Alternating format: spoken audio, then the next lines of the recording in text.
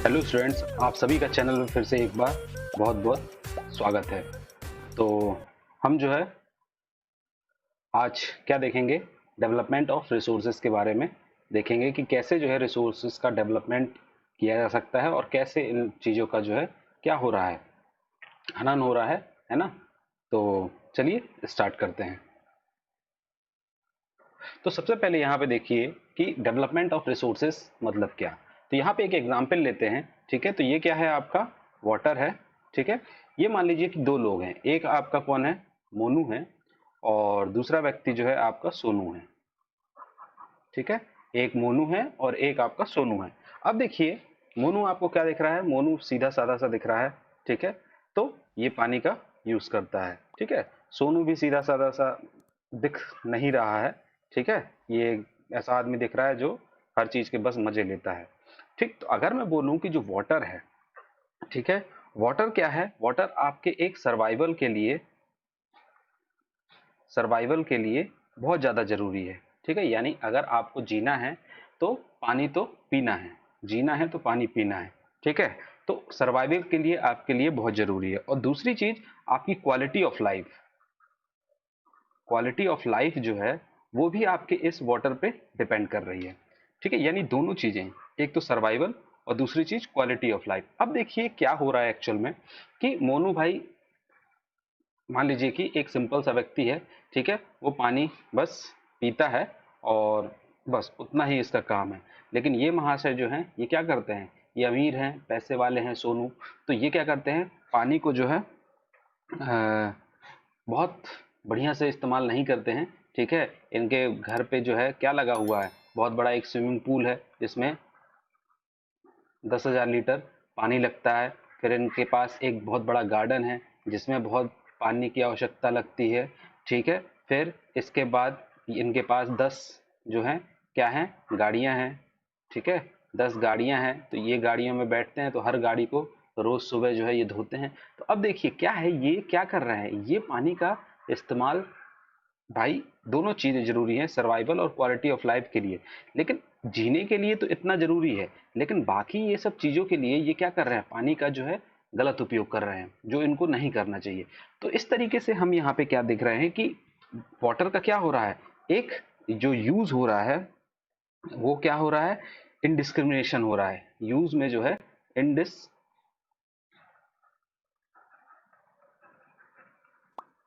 इनडिस्क्रिमिनेशन हो रहा है। इनडिस्क्रिमिनेशन का मतलब क्या हुआ कि जो पानी को हमको जितना उपयोग करना चाहिए, ठीक है, जिस तरीके से, उस तरीके से यूज नहीं किया जा रहा है। मोनू अलग तरीके से यूज कर रहा है और सोनू अलग तरीके से यूज कर रहा है। लेकिन ये जो रिसोर्स है आपका, जो वाटर आपका रिसोर्स है, वो तो एक ही है ना वाटर। ये तो आपका मोनू भी यूज करेगा, सोनू भी यूज करेगा, क्यों, क्योंकि ये आपका एक इंपॉर्टेंट रिसोर्स है, ठीक है। जो आपको किसने दिया है, एक नेचर ने दिया है। नेचर ने आपको पानी फ्री ऑफ कॉस्ट दिया है, इसमें कोई चार्ज नहीं लगता है, ठीक है। कि भाई इसके लिए अलग, ये गरीब आदमी के लिए भगवान ने पानी अलग बनाया और अमीर आदमी के लिए भगवान ने पानी अलग बनाया, नहीं, पानी तो उतना ही है, ठीक है। लेकिन पानी उतना होने के बावजूद भी लोग जो है, जब लोग बदलते हैं, ठीक है, यानी सोनू की तरह, सॉरी, मोनू की तरह जब लोग रहते हैं और सोनू की तरह जब लोग रहते हैं, तो दोनों लोग अलग अलग तरीके से क्या करते हैं, पानी का इस्तेमाल करते हैं। और इसी को हम लोग बोलते हैं इनडिस्क्रिमिनेशन, ठीक है।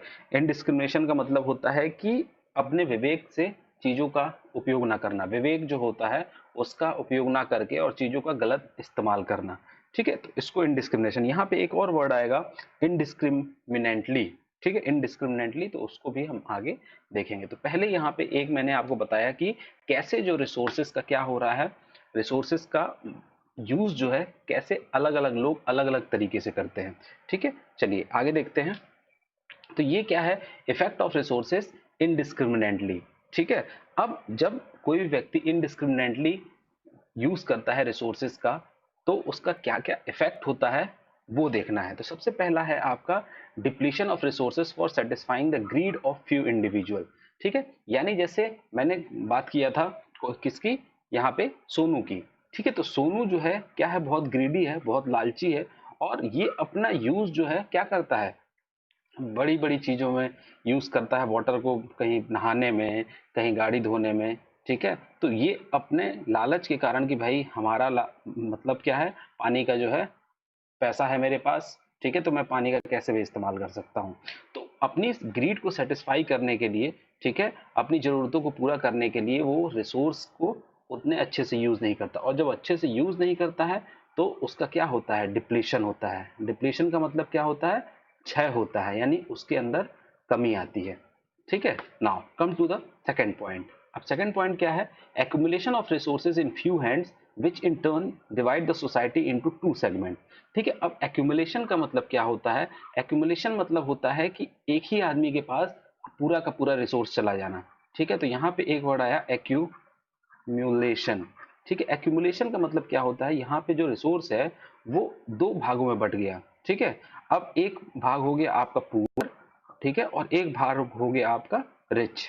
ठीक है। अब रिच में हमने देखा था जो आपका सोनू था, उसके पास पानी पैसा था। ठीक है। पैसा होने के कारण वो पानी जितना चाहे उतना यूज कर सकता था, लेकिन ये जो था पुअर था, तो ये पुअर उतना ही पानी यूज करता था जितना उसको जरूरत थी पीने के लिए।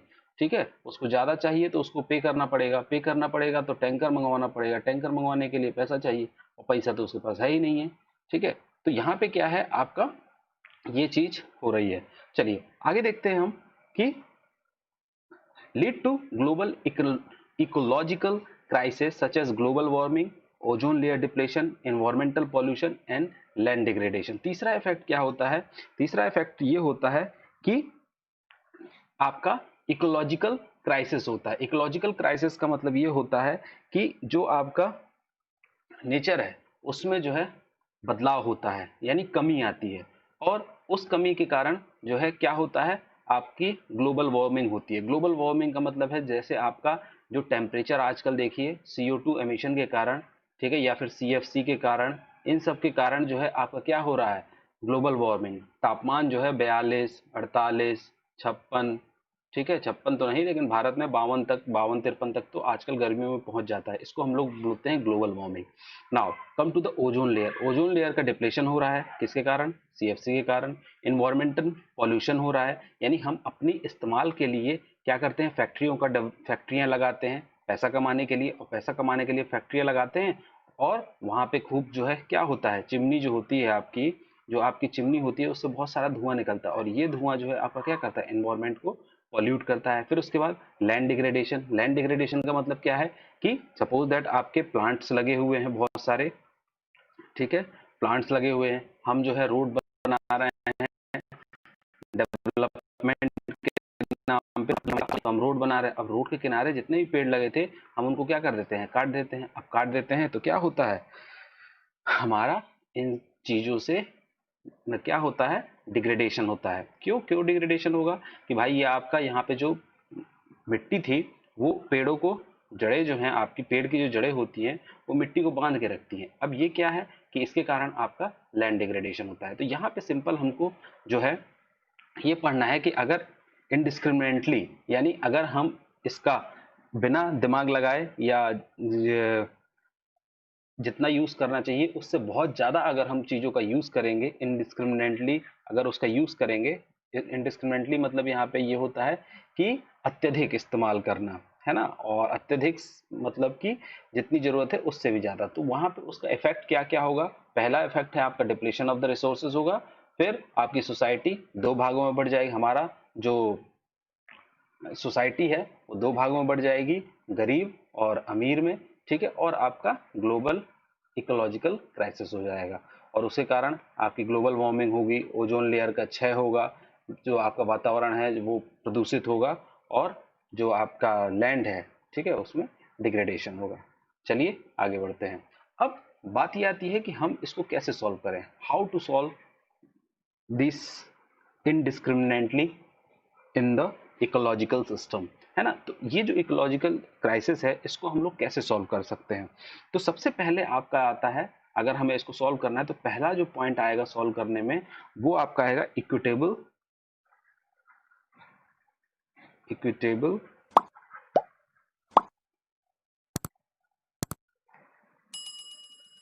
डिस्ट्रीब्यूशन।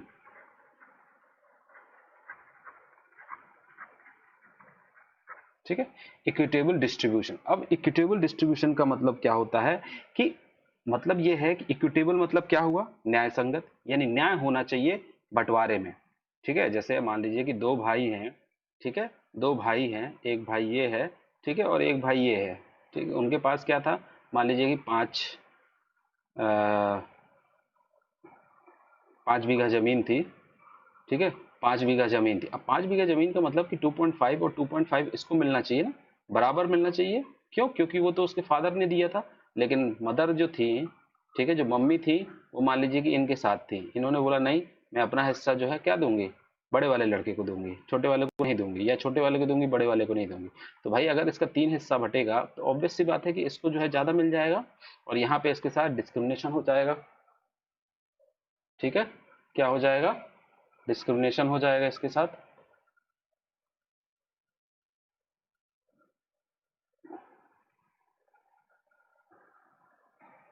ठीक, तो यहाँ पे आपका डिस्क्रिमिनेशन हो गया, तो बट चीजें क्या हुई, न्याय संगत नहीं बटी, यानी इक्विटेबल यानी इक्वल डिस्ट्रीब्यूशन नहीं हुआ। तो सबसे पहले अगर हमको क्या करना है, रिसोर्सेज का सॉल्व करना है प्रॉब्लम को, तो डिस्ट्रीब्यूशन इक्विटेबल होना चाहिए, चाहे पुअर हो, ठीक है, चाहे रिच हो यानी अमीर हो, चाहे आपका कोई गरीब हो, सबको जो है रिसोर्स यूज करने का एक बराबर अधिकार है। ठीक है, पानी पे सबका बराबर अधिकार है। अब ये नहीं कि रिच जो है उस पानी को जो है खत्म करता जा रहा है और बेचारा पुअर को पीने तक को पानी नहीं मिल रहा है, इन महाशय को जितना चाहे उतना ये इस्तेमाल कर रहे हैं, लेकिन इसको जो है बेचारे को कुछ नहीं मिल पा रहा। तो क्या होना चाहिए, इक्विटेबल डिस्ट्रीब्यूशन होना चाहिए। दूसरा है आपका रिसोर्सेस प्लानिंग, यानी रिसोर्स प्लानिंग। ठीक है, रिसोर्स प्लानिंग का मतलब क्या होता है कि आपका जो रिसोर्स है ना, वो रिसोर्स जो है उसको यूज करने की एक प्लानिंग होनी चाहिए कि भाई किसी भी रिसोर्स को जो है हम कैसे इस्तेमाल करेंगे। ठीक है, कैसे इस्तेमाल करेंगे कि ताकि हमारा जो रिसोर्स है वो खत्म ना हो। जैसे आपका वाटर है, ठीक है, अब वाटर है तो वाटर तो आपका लिमिटेड है ना, वाटर आपका लिमिटेड है, 2% पानी है पीने लायक। तो ये वाटर जो है अब गवर्नमेंट की रिस्पॉन्सिबिलिटी होती है कि ये रिसोर्स की प्लानिंग कैसे करे ताकि आपके सोसाइटी के हर वर्ग को, हर जो सेक्टर है, जितने भी व्यक्ति हैं, उन सबको जो है पानी बराबर मिल सके। ठीक है, तो ये आपका हो गया रिसोर्स प्लानिंग। तो दो तरीके से हम जो है इक्विटेबल डिस्ट्रीब्यूशन और रिसोर्स प्लानिंग से जो है हम क्या कर सकते हैं, आपका रिसोर्सेस की जो प्रॉब्लम है, यानी इनडिस्क्रिमिनेटली जो रिसोर्सेस का यूज हो रहा है उसको हम लोग सॉल्व कर सकते हैं।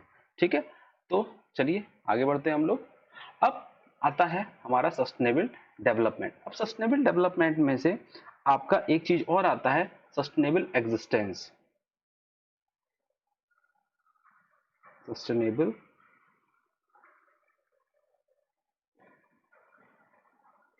एग्जिस्टेंस। ठीक है, तो सस्टेनेबल का मतलब क्या होता है हिंदी में, सतत। ठीक है, और एग्जिस्टेंस का मतलब होता है अस्तित्व।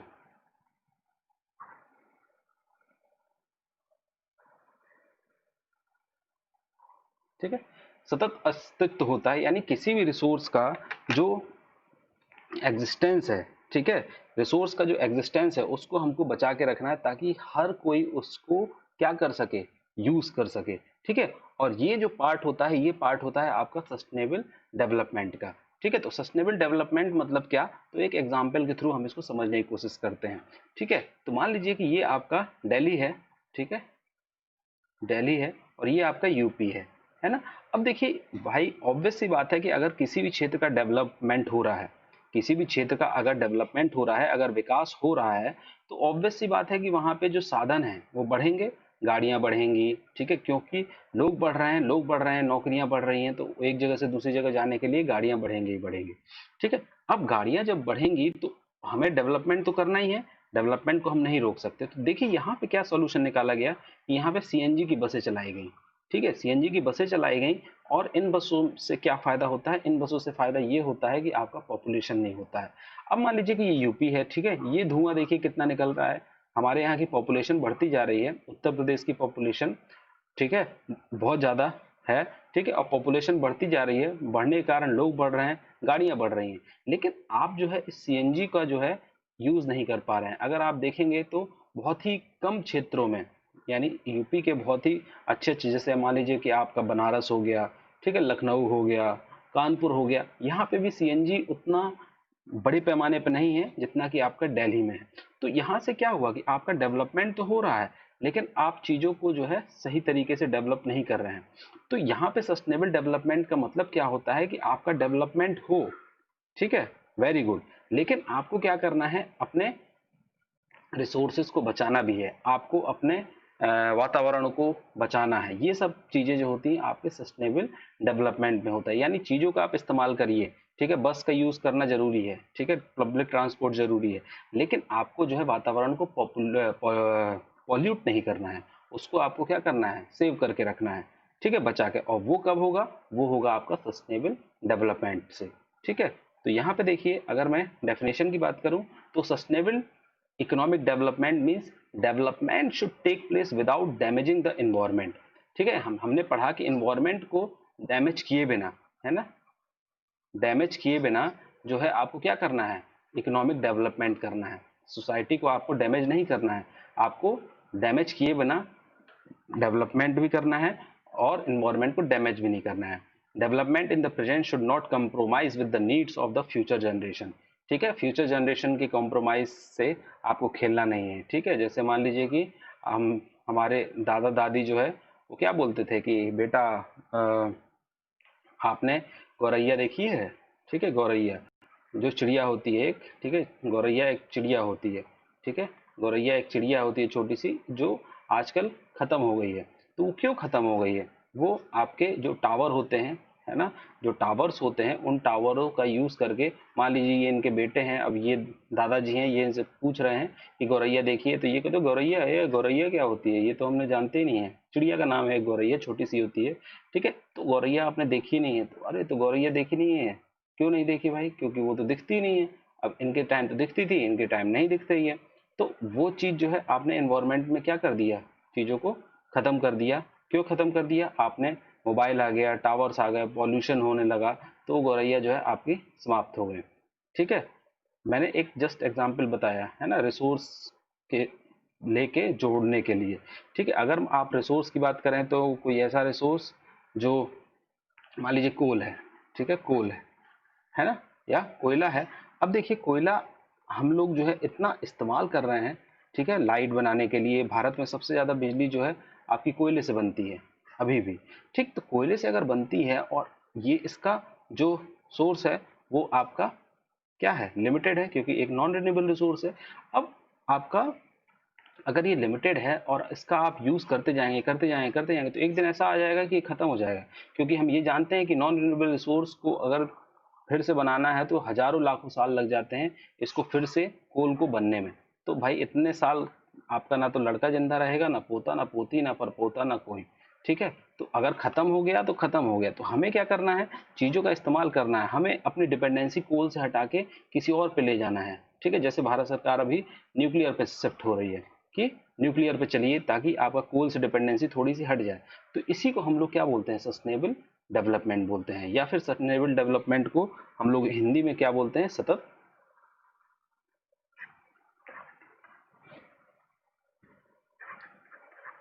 पोषणीय पोषणीय विकास, ठीक है। सतत पोषणीय विकास, सतत पोषणीय विकास क्या होगा कि हमें अपने क्षेत्र का या फिर अपने देश का जो है विकास करना है, लेकिन हमें अपने इन्वायरमेंट को नुकसान पहुंचाए बिना, ताकि हम आगे आने वाले अपने जो जनरेशन्स हैं उनकी ज़रूरतों को ख़त्म ना कर दें। इसी को हम लोग क्या बोलते हैं, सतत पोषणीय विकास बोलते हैं, ठीक। तो आई थिंक आपको चीज़ें जो हैं समझ में आई होंगी, और अगर आपको समझ में आई हैं तो क्या करिए, लाइक करिए, शेयर करिए और सब्सक्राइब करिए। तो इसके कल जो है हम लोग क्या मतलब नेक्स्ट लेक्चर में हम लोग क्या देखेंगे, कैसे जो है सस्टेनेबल डेवलपमेंट यूज़ करने के लिए जो है आपका कुछ सम्मेलन हुए, कई देश आपस में बैठे, मिले जुले, और उन्होंने आपस में बैठ के जो है कुछ बोला कि भाई हमको बचाना है देश को, तो बचाने के लिए हमको कुछ ना कुछ अलग करना पड़ेगा। रियो डी जेनेरो सम्मेलन हुआ, COP21 हुआ, तो इसके बारे में हम लोग नेक्स्ट लेक्चर में देखेंगे। तो आज के लिए इतना ही काफ़ी है। Thank you, have a wonderful life, good bye.